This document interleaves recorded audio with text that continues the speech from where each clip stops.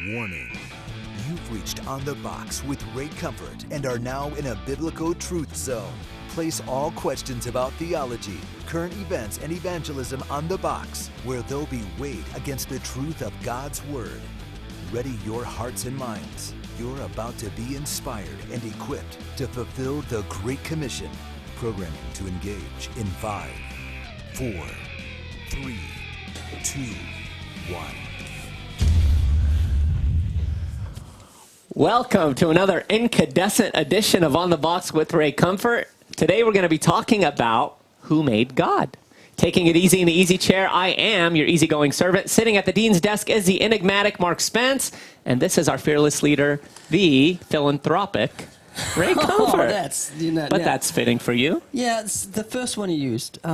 What can you tell us what it means? I can't remember it. Mark, stop messing with my notes. What was it? Incandescent. Yes, Yeah, that means brilliant. It means glowing. Oh, illuminating. Glowing with zeal. It's like incandescence. Yes. Yeah, like an incandescent light. Yeah. Yeah. Oh, well, it's good to learn. Yes, and it's good to be back with you guys. I was gone yesterday, and I'm sure the two of you had a wonderful time. You forgot, huh? Shows how much you notice I'm here, Ray. No, we missed you.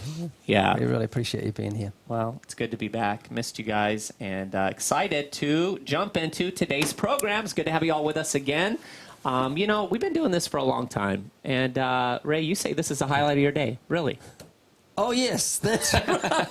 Am I informing you or asking you? I want to continue to speak truth because, seriously, the highlight of my day, being a married man, is my cereal. Oh, of course. What thing could be with your cereal? Yeah, I seriously, I just go into Seriously? Yeah, I go into deliriums of Thanksgiving every time I pour the milk on. It's a land flowing with milk. I think this is kind of the midlight of yeah, it's up there. Up there with cereal. Good to know about the comparison. Okay, if you have any questions, any suggestions, any thoughts, any compliments for me, please be sure to email us to onthebox@livingwaters.com. Check us out on Facebook, Twitter, and on our blog, which is onthebox.us. Mr. Spence, how are you today? And please tell us about the tool of the day. Good. Tool. Thanks, Mark. That was great. Appreciate that. 33 minutes of pure adrenaline. No, that's the wrong one, isn't it? Can you see through it again there? Put it back up, Mark. You can you can see all of it. This is Joe Average. Oh, you can see through a little. Yeah, right through a little bit. It's a little. That is a little blurry right there. All right, so Joe Average is a part of our season 3 TV show with Kirk. It's 27 minutes and 45 seconds, I believe, to be exact. And it actually follows the life of what an atheist thinks. And in this case, we have a fictitious character named Joe, and he doesn't think about God. He doesn't think about how amazing creation is around him. And what ends up happening, he doesn't thank God in the process. So it goes through the amazing complexities of the human body, the human eye, and everything around, and it's very evangelistic. So it's a great one to give. And it's actually priced to be able to give out to your friends and family alike. livingwaters.com if you're interested. Good one, Mark. Thank you. Sure to get that. All right, Evidence Bible quote of the day. This is Charles Spurgeon. No man knows the brightness of the gospel till he understands the blackness of those clouds which surround the law of the Lord. Now, Ray, obviously, as a ministry, we often talk about the law of God. And a lot of the quotes that we've shared from the Evidence Bible have had to do with the law of God. You've been doing this for many years, and you've shared Hell's Best Kept Secret over 800 times. I've been amazed at times by the people who have heard Hell's Best Kept Secret, who have told others about it, who've even had you in their church to speak at their pulpit, and yet it seems like they don't quite get it. I mean, do you find it difficult sometimes for people to fully grasp the importance of the use of the law? I have to listen to it twice. Kirk had to listen to it twice before it clicked, and it just seems to be men need to hear them twice, everything. What twice. was that? Yeah, they need to hear it twice. But, this ministry isn't about the law, it's about the gospel. Right. That's why we exist. That's what we want to preach. That's what we do preach. And it's the law that gives the arrow of the gospel its thrust. It's the bow. And so you don't discard the thing that gives the arrow its thrust, because the arrow has no thrust. So it's the gospel that is prepared by the law so that it's understood by those who hear it. We want to get the point across. We want to reach the heart. We want to penetrate the flesh with the arrow of the gospel. So that's why we talk about the law, because that's what makes the gospel make sense. It makes the cross make it understandable. And I think what Spurgeon said is fitting. It's those dark clouds that really accentuate the bright sun, that give it its shine. Mark, you actually listened to Hell's Best Kept Secret a few times, didn't you, before you finally grasped it? Well, truth be told, I listened to it more than 100 times before I grasped the whole concept of the law. Because what I ended up doing was I used the law when I would evangelize. Right. But I didn't understand the method, the reason why you had to use the law. The law was designed to leave the person helpless and hopeless. And until they get to that state, they're never going to receive the beauty of grace. So it really wasn't until I listened to Hell's Best Kept Secret around the 100th or so time that I actually grasped what was trying to happen there. So when I'm out sharing my faith with other people, I'm looking for that sin inside that person's life that they're holding so dear to them that they don't want to let go. And I'm going to think of every illustration, every verse I possibly can that deals with that secret, special, seductive sin in their life.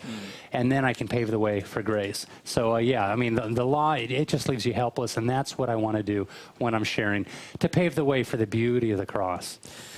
Mark saying that reminded me of an incident years ago where I was teaching, and I talked about two men that were on death row, waiting to die, both terrified. And one received a pardon from the governor 2 weeks before the due date, and he was ecstatic. He was very grateful. Right. He was so pleased to be allowed to live. The other was taken to the gallows, and he had the hood put over his head. He had the rope put around his neck. He felt it tighten. His hands were tied. His legs were tied. He heard the creak of the trap door, and then a pardon suddenly came from the governor. Man. And this is what I said. That's the man who will collapse in sheer joy. And someone called out from the audience, he just hung himself.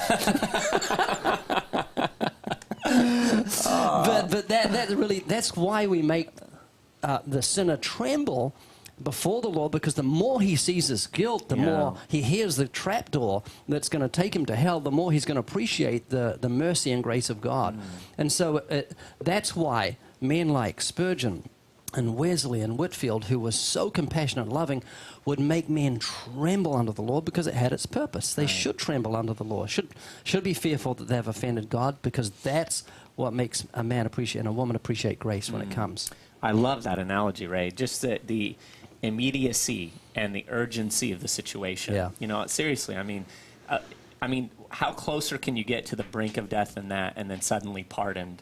Well, the trapdoors under all of us, every single one of us. I often thought of the scripture that to them that sat in the shadow of death, the light has sprung up. We're not going anywhere, none of us. We are sitting, waiting to die. We can't do anything. We're sitting ducks. Right. And that trapdoor is creaking, and today it will open for 150,000 people.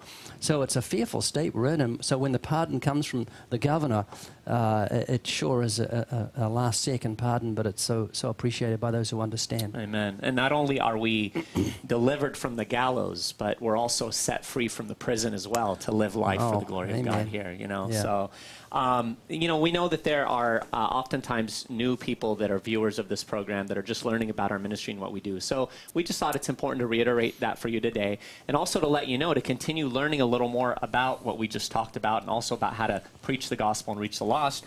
You can check out our television program. We're on about 52 networks in over 120 countries around the world. But for those of you in almost any part of the world, you can watch it on TBN, which is the largest network that carries it. And tonight, we're going to have our episode on Monaco airing, which we're very excited about. And I want to kick it over to Mark to recap some memories from Monaco. Mark, I know you remember it well. Why don't you tell the folks a little bit about it, and then we'll play a quick Monaco. promo. I've been to Monaco. Yeah, Mark. It was a whirlwind. The palace outside of... Oh, boy. Yeah, I do remember Ray jumping underneath some sort of umbrella / coffee shop, makeshift coffee shop. We wanted to preach there, and we had a little bit of difficulty, and it began to rain. Right. So I just kind of remember Ray getting up there to preach, and when he began to preach about Christ, the crowd began to disperse. Where did they go? They went out into the rain. They'd rather be out in the rain than underneath the shelter where it was nice and safe and comfy. Mark, can I, speaking of comfy, mention actually what happened? We wrote to the Prince of Monaco in the palace and asked if I could interview him, because I wanted to witness to him, because I knew he had recently committed adultery. And I would like to have approached him on that. And the Sounded like John the Baptist. You'd have brought your head back home in the basket. The palace weren't too excited about it and said no, and they didn't want us on their streets filming either. They weren't going to give us a permit. So that was a problem for us because we had to do 13 countries in 13 days, and then salt in the wound is when we arrived in Monaco, it rained. Right. To a point where we all had to run under this big veranda thing, and then Val goes in and asks the owner of the store if I could preach to all the people standing there, and the guy comes out and says yes. I couldn't believe that. And that was 50 yards from the entrance to the palace, so we got to preach right under the prince's nose, which I thought was just ironic and wonderful. You could see it right there. It was right in front of us. You could see the guards. The people had to gather in. As Mark said, some eventually started going out, but for the most part, they stayed, they listened. And I was incredulous that the owner actually let us preach. I had to ask a second time, are you guys sure? That's right. And the wonderful thing is that we were on private property, so we didn't need a permit. That was the irony of the whole thing. So we just saw the hand of God in that, and thought it was wonderful. Yeah. So let's go ahead, guys, and let's roll the promo for the Monaco episode. Living Waters presents The Way of the Master, Monaco. Ever use God's name in vain? Yes. Have you ever looked at another person with lust in your whole life? Yes. But who says the commandments are right? Who says that we're They're on your heart. Let me test you. Is it wrong to lie? Well, bold-faced lie, not discretion, but telling an outright deceit. Deceit? Yes. We can't fault those commandments. And when we stand before them on the day of judgment, I got to tell you, I'm guilty. I'm as guilty as sin. But this God, who is a God of justice, is rich in mercy. When travel delays and bad weather cut the Monaco trip short, Ray and the team jump over to California to lead the Ambassadors Academy. The Ambassadors Academy is 3.5 days of intensive evangelism training led by Ray, Kirk, Easy, Mark, Scotty, and myself. Chris, we're on our way to Hollywood. You're going to open air preach. Are you nervous? Yes, I am very much so. Very much? Yes. How much out of 10? I would say probably 13. 13. You're full of it! Full of and what did on the cross. Full of it! I don't believe in evolution. Convert me. All right. If you look at monkeys, and then you look at like you, for instance, you can see like a bit of a resemblance, right? No, I'm offended. That hurt. You have insulted monkeys. Get your copy of the Monaco episode today at livingwaters.com. There's a bee on your head. Boy, we had some good times at those academies. Oh, we sure did. And that was another aspect, too, I forgot to mention, is that we show you preaching here in California as well. But the good news about the academies is we're going to turn those into a special Facebook page. We already have the page up, but we're going to load up the videos of all the training segments that we usually did on the Fridays.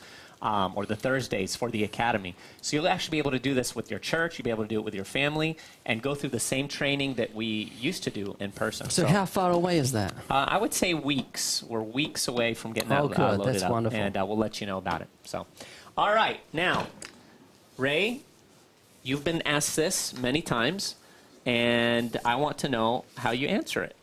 Who made God? I have no idea. Thank you. Let's move on. Thanks for joining us today. We'll see you next time. This usually, it reminds me when there's questions of asked of Custer's last stand. You remember General Custer? Yes. He was full of arrows and that, and it was his last stand and he didn't make it. Well, that's what the atheist is kind of like. He's full of arrows. Every point's been given to him and he thinks, oh, I've got nothing else to say. I'm dying.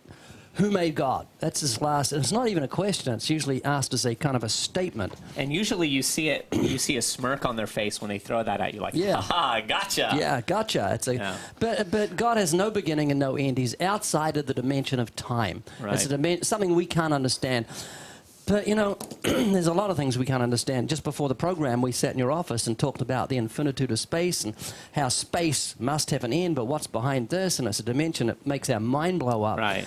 And so I think about the natural realm and then the spiritual realm, and the natural realm blows me away. For instance, I've got an iPad at home, and I cannot figure out how pictures can come into my iPad. Because everything, to me, okay, if it had a cable leading somewhere, that I understand pictures, but these are invisible pictures coming at the speed of light from the other side of the world onto my iPad, and groups are singing to me, people are talking to me. And even my cell phone, I can call people to 7,000 miles away and speak to them at the speed of light and their voice, and there's no cables. I can't figure out my remote. Right. And I can't even figure out, I've got a little beard here, this here. Where did it come from? Why did it grow at a certain point in my life? It lay dormant for 20 years and suddenly says, I'm coming out now, because it was in my genes. It was in the DNA pre-programmed before I was born to actually burst forth into life at a certain point in and time. all that information put into microscopic, just the whole amazing. of life. The human eye was 137 million light-sensitive cells. The window wipers that come down automatically, irrespective of my will. The little squirters that keep things lubricated that come because I drink milk. The white gets taken out of the milk and it becomes clear, so I'm not seeing blurred. All around us are these incredible natural occurrences. So how can we begin to understand that God is eternal and is outside the dimension of time? It's mind-blowing. Right. Mark, what do you have to say? R.C. Sproul was interviewed by Ben Stein back in 2008 when Ben Stein was putting together that Expelled documentary. If you haven't seen it, you got to see it. It's absolutely amazing to see what is happening inside the school systems and how professors are being kicked off of campus or being let go because they believe in intelligent design. Well, during the interview with Ben Stein and R.C. Sproul, Ben Stein's mind begins to get blown because R.C. Sproul talks about his conversation that he had with Sagan. And he starts talking about how if something exists now, then someone has always existed.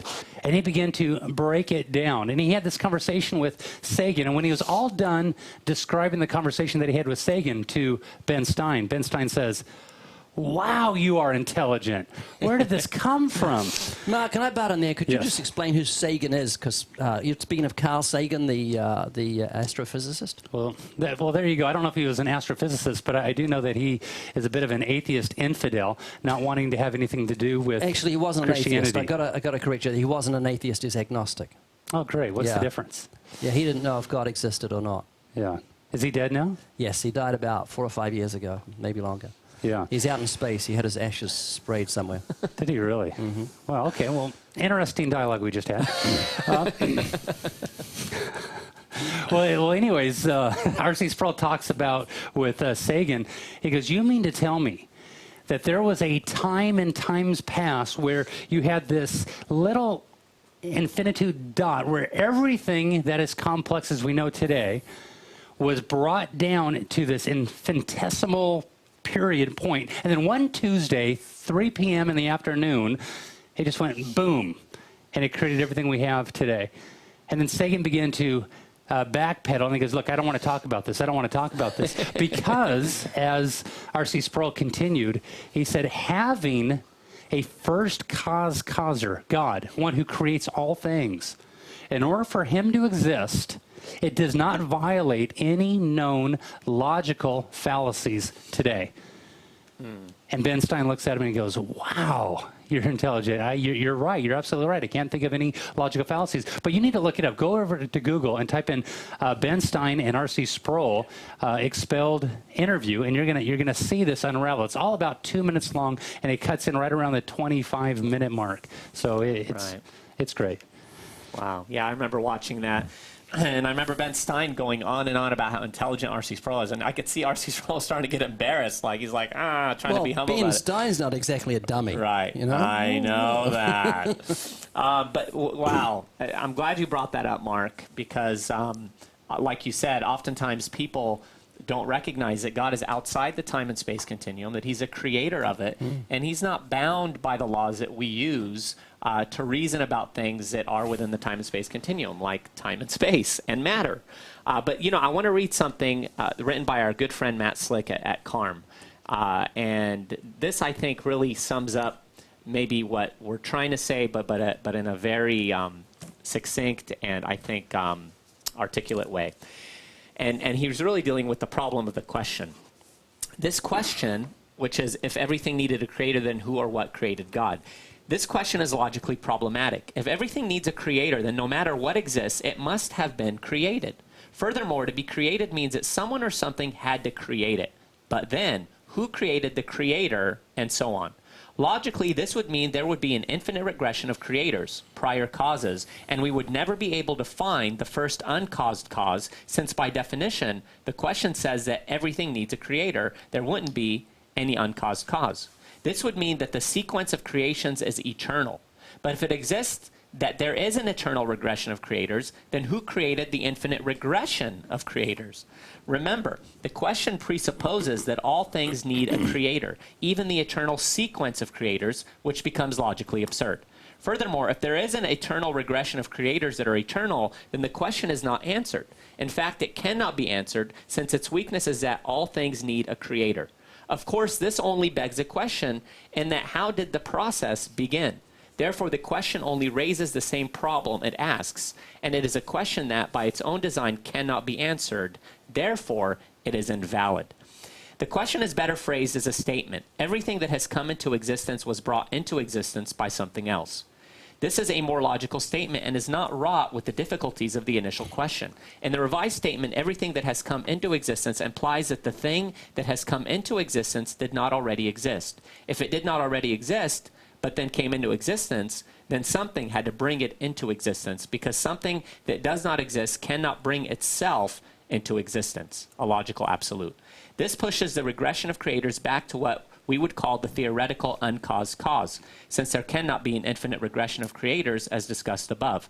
And since an infinite number of creators would mean there was an infinite number of creations and created things, including things that cannot be destroyed, since they would constitute things that exist. If that is so, then the universe would have had an infinite number of created things in it, and it would be full.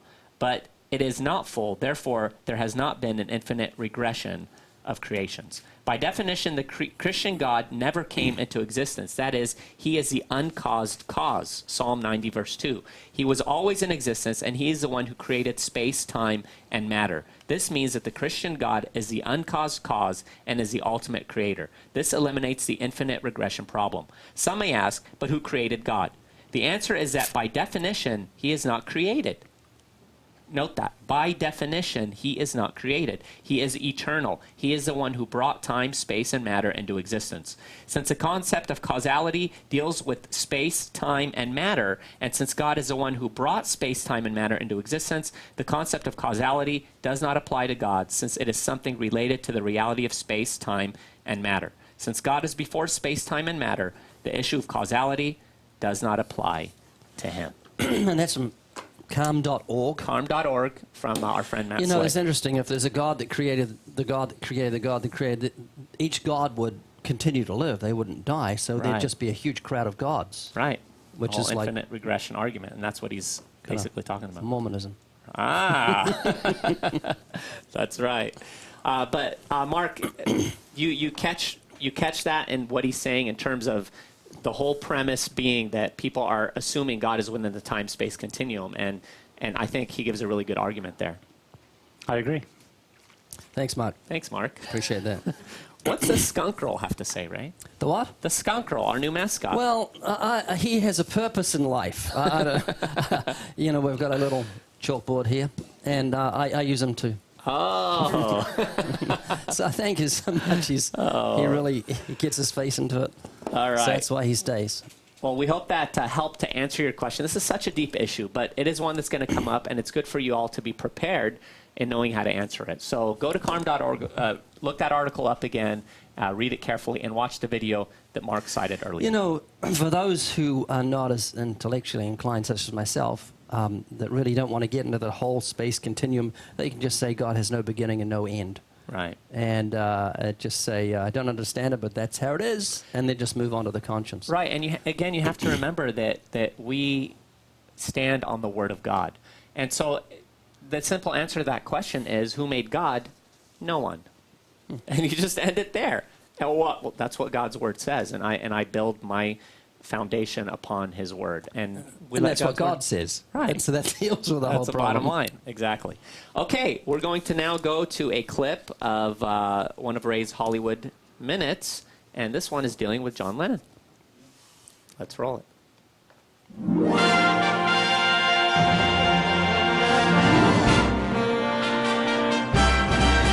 Did you know that John Lennon was once an atheist? But he began to think about life and death. He not only came to believe in God, but he thought that the theory of evolution was garbage. In his last interview, the one with Playboy magazine, where he said, God willing, he had another 40 years to live, he said, quote, I don't believe the evolution of fish to monkeys to men. It's absolutely irrational garbage. They set up these idols and then they knock them down. It keeps all the old professors happy in the university. It gives them something to do. Everything they told me as a kid has already been disproved by the same types of experts who made them up in the first place. End of quote. If John could speak to you now, I imagine he'd say, whatever you do, don't miss heaven. Find out more by going to livingwaters.com and clicking on Save Yourself Some Pain. It's free and it will help you. My name is Ray Comfort and this is the Hollywood Minute.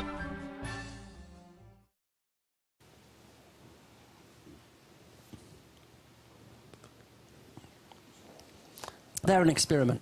They're very easy to put together, and we've noticed, as I mentioned yesterday, that every time we do anything with celebrity involved, it has 3 times as many views. So I thought these could be good little evangelistic tracks that could go through the social media. So we've done 3 of them, and we're just going to watch the view count and see if Christians use them to send to unsaved people. Right. Oh, that's great, Ray. Well, we're glad you joined us today, and again, we hope that you've been built up, that you've been encouraged by what we shared.